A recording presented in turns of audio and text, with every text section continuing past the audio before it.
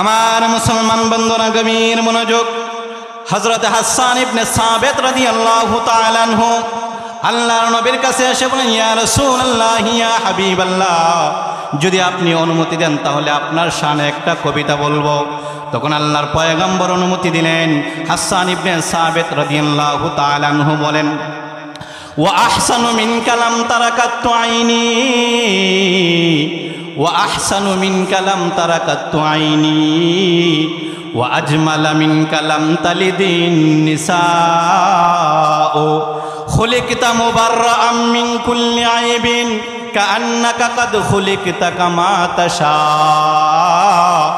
হাসান ইবনে সাবিত বলেন, এরে পৃথিবীর মানুষেরা জানুনি আমার আপনার নবী কেমন সুন্দর ছিলেন।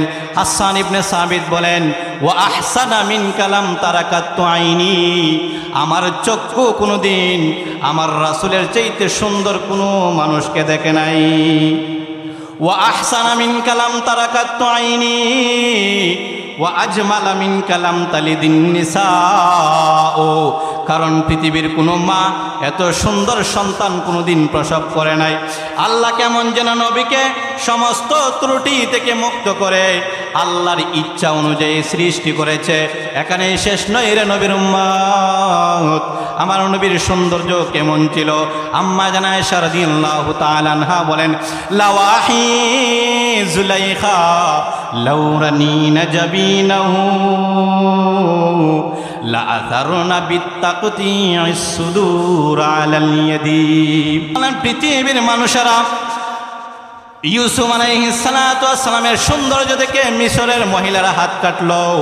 আল্লাহর জাতের কসম, ওরা যদি আমার স্বামী মুহাম্মদকে দেখতো তাহলে তারা কলিজা কেটে ফেলতো। এখানে শেষ না, আম্মা জান আয়েশা বলেন, এই পৃথিবীর একটা সূর্য আছে, আমি আয়েশারও ব্যক্তিগত পার্সোনাল একটা সূর্য আছে। পৃথিবীর মানুষেরা রে, তোমরা কি জানো আমার সূর্য থেকে, আমার সূর্য তোমাদের সূর্য থেকে কেমন দামি?